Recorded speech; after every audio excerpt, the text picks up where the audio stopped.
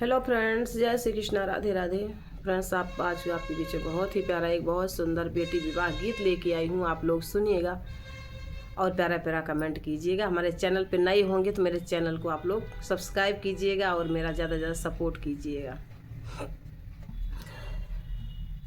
बाबा जे बियटी दुलारी बोला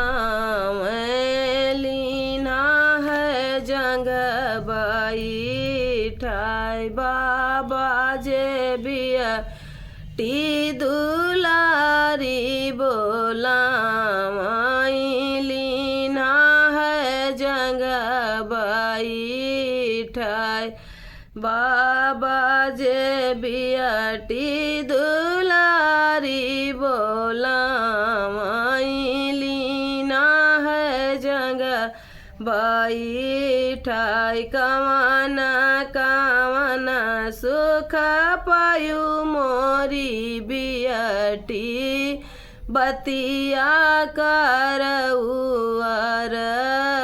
थाई कवना कवना सुख पायु मोरी बियटी बतिया करउअर थाई खाड़ा चिरम जीवा कै भुआ जाना बाबा कड़ुआ तियलया सनान गाड़ा चिरम जी कै भुआ जाना बाबा कड़ुआ तियलया सनान सासु ननद उठी पयानी तिला गाऊँ भुइया पड़ी सुआ केल सासु ननद उठी नीति पैया लगाऊँ भुइया जे सुआ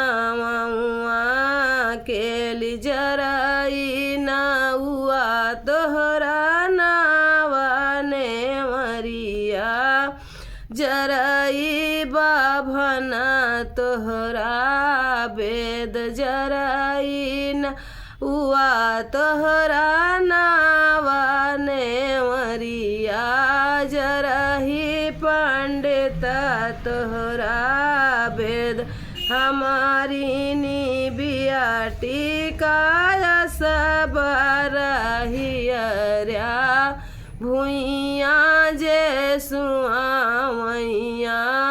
केली हमारी नी बियाटी काया सब रहियर्या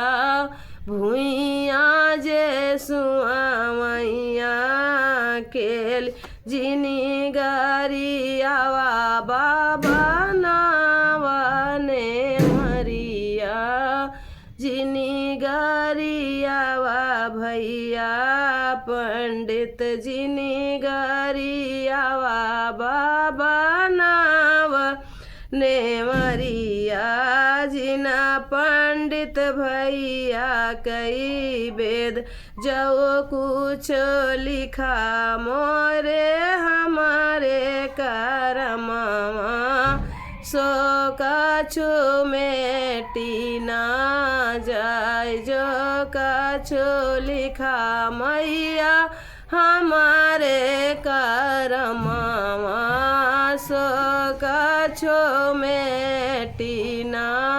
जाय ओ सारा गड़े गड़े का करी बोयाऊँ नहीं जान्योती तना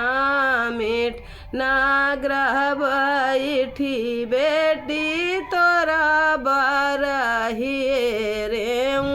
नहीं जान्यू करामा तोहार।